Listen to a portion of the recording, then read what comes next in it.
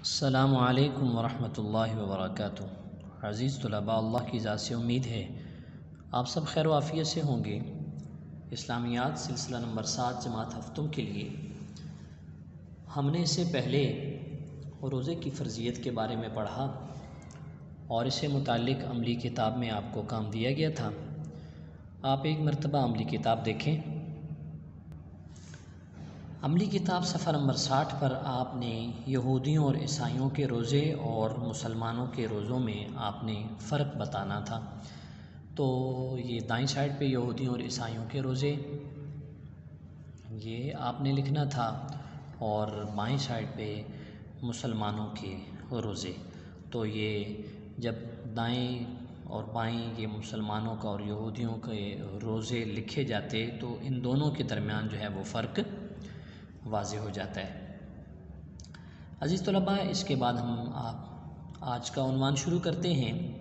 آج کا ہمارا عنوان ہے حق و باطل کا پہلا معرکہ۔ آئیے دیکھتے ہیں۔ عزیز طلباء، آج کے ہمارے اہم نکات جو آپ کے سامنے لکھے ہوئے ہیں، سب سے پہلے نمبر پر حق و باطل کا پہلا معرکہ، اس سے مراد جنگ بدر ہے۔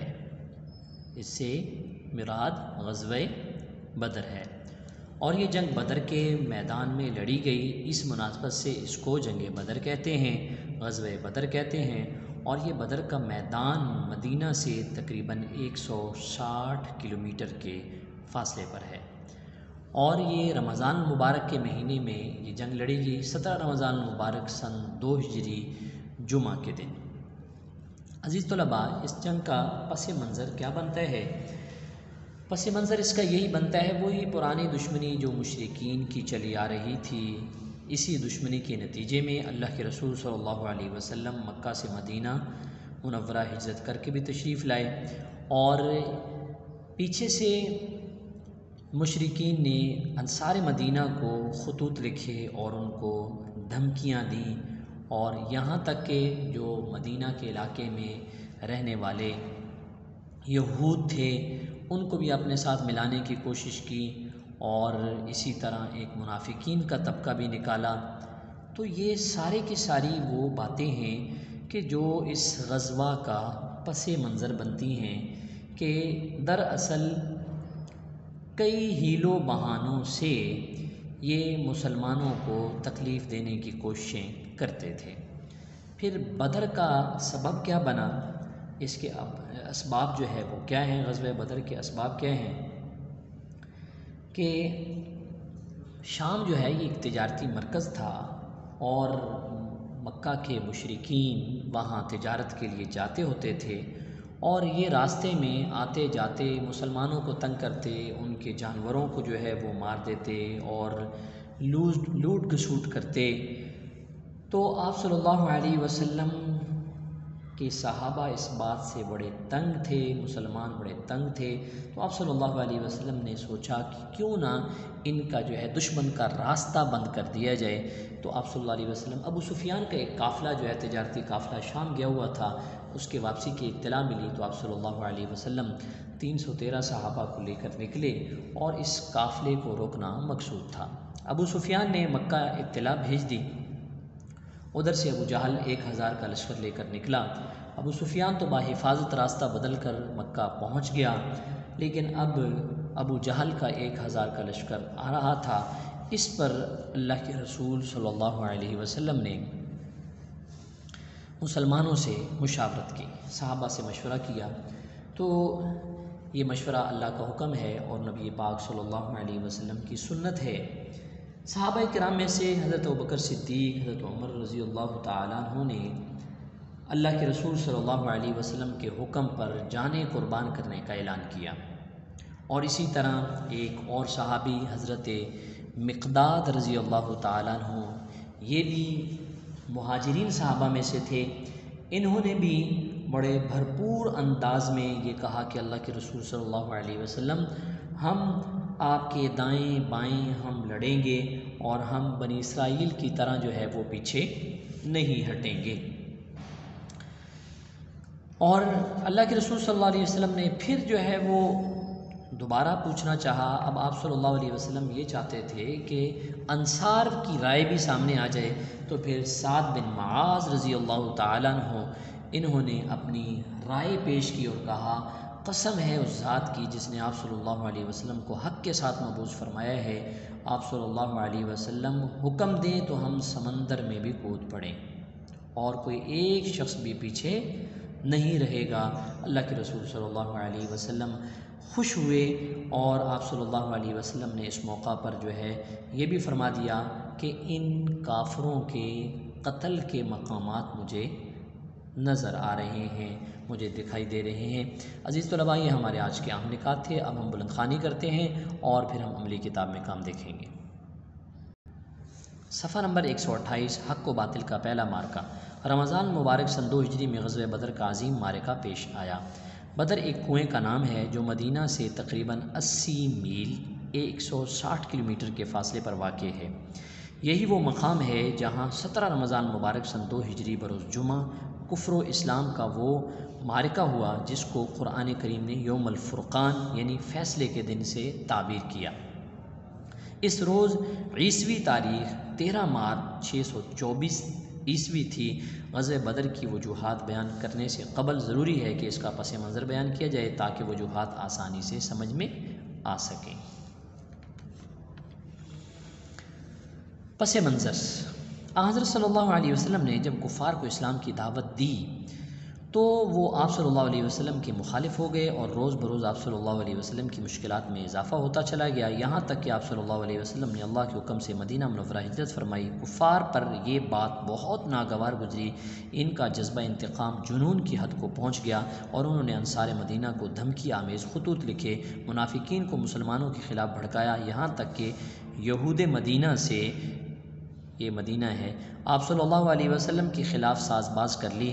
اس کے علاوہ بعض مرتبہ مدینہ منورہ کے قریب قرب و جوار میں حملے بھی کیے۔ ان تمام باتوں سے بخوبی اندازہ لگایا جا سکتا ہے کہ کفار نے حضرت صلی اللہ علیہ وسلم اور مسلمانوں کے خلاف کس طرح کا محاذ بنایا ہوا تھا۔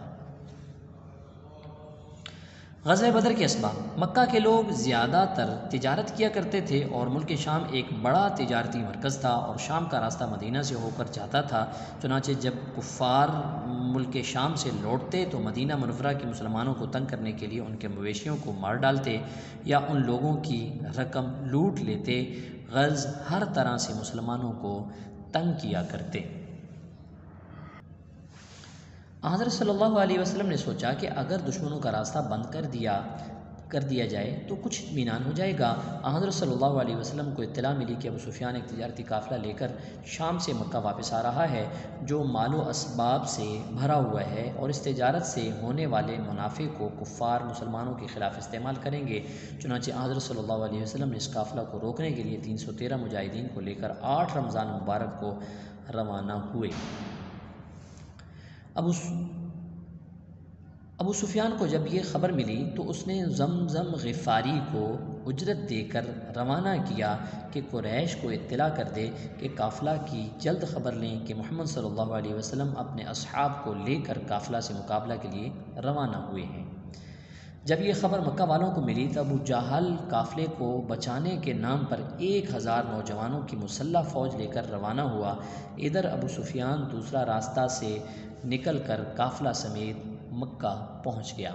حضور اکرم صلی اللہ علیہ وسلم کی صحابہ سے مشاورت اور بدر کی طرف روانگی۔ جب حضرت صلی اللہ علیہ وسلم کو یہ اطلاع ملی کہ ابو جہل 1000 مسلح لشکر لے کر مدینہ کی طرف بڑھ رہا ہے تو حضرت صلی اللہ علیہ وسلم نے صحابہ کرام رضوان اللہ علیہم اجمعین سے مشورہ مانگا۔ یہی اللہ تعالیٰ کا حکم ہے وَشَاوِرْهُمْ فِي الْأَمْرِ کہ تجارتی قافلہ کا پیچھا کیا جائے یا ابو جہل کے لشکر کا مقابلہ کیا جائے۔ ابو سفیان کے قافلہ سے مقابلہ کرنے کی صورت میں توقع تھی کہ مسلمانوں کو مال و اسباب ملے گا، جبکہ ابو جہل کے لشکر کا مقابلہ کرنے کے لیے مسلمانوں کے پاس کسی قسم کا سامان نہیں تھا، لہٰذا ان کی رائے میں ابو سفیان کے قافلہ کا پیچھا زیادہ مناسب تھا۔ بہرحال حضرت صلی اللہ علیہ وسلم نے صحابہ کے سامنے یہ دونوں صورتیں رکھیں اور مشورہ مانگا تو مہاجرین کی طرف سے حضرت ابوبکر صدیق رضی اللہ تعالیٰ عنہ اور حضرت عمر رضی اللہ تعالیٰ عنہ نے عرض کیا کہ وہ تعمیل حکم میں اپنی جانیں قربان کرنے کے لیے تیار ہیں۔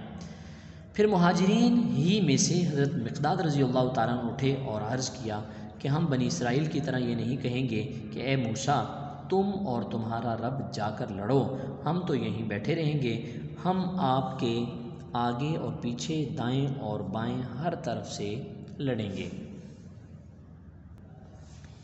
پھر انصار کی طرف سے سعد بن معاذ رضی اللہ تعالیٰ عنہ کھڑے ہوئے اور عرض کیا قسم ہے اس ذات کی جس نے آپ صلی اللہ علیہ وسلم کو حق کے ساتھ مبعوث فرمایا، آپ صلی اللہ علیہ وسلم حکم دیں تو ہم سمندر میں کود پڑیں اور ہم میں سے ایک شخص بھی پیچھے نہیں رہے گا، ہم دشمن سے لڑنے کو مکروہ نہیں سمجھتے، آپ صلی اللہ علیہ وسلم کے نام پر ہم کو لے چلیے، آپ صلی اللہ علیہ وسلم اللہ کے نام پر ہم کو لے چلیے۔ یہ سن کر آپ صلی اللہ علیہ وسلم کا چہرہ انور خوشی سے چمک اٹھا اور آپ صلی اللہ علیہ وسلم نے فرمایا اللہ کا نام لے کر چل پڑو، اللہ کی قسم اس وقت میں بلا شبہ ان لوگوں کے پچھڑنے کے، قتل ہونے کے مقامات دیکھ رہا ہوں۔ اس کے بعد حضور اکرم صلی اللہ علیہ وسلم کی سربراہی میں 313 جانثاروں کا یہ قافلہ بدر کی طرف روانہ ہوا۔ عزیز طلباء عملی کتاب دیکھیں۔ عزیز طلباء عملی کتاب صفحہ نمبر 63 پر تھوڑا سا کام ہے، آپ کا مختصر سا کام ہے آج کا۔ غزوہ بدر کب ہوا، یہاں سامنے جو ہے اس کی تاریخ آ جائے گی، اور اس کے بعد سوال نمبر 2 حضور صلی اللہ علیہ وسلم کے مشورہ طلب کرنے پر مہاجرین میں سے جان نثار کرنے کا سب سے پہلے کس نے کہا، اور اس کے بعد سوال نمبر 4 جو خالی جگہ پر کرنی ہے، ان میں نمبر 1، نمبر 2 اور نمبر 4 یہ آج آپ پڑھ چکے ہیں، یہ آپ نے مکمل کرنا ہے۔ بقیہ کام جو ہے یہ غزوہ بدر کا انشاءاللہ تعالی بعد میں کریں گے۔ اگلے سبق تک اجازت چاہتا ہوں۔ السلام علیکم ورحمۃ اللہ وبرکاتہ۔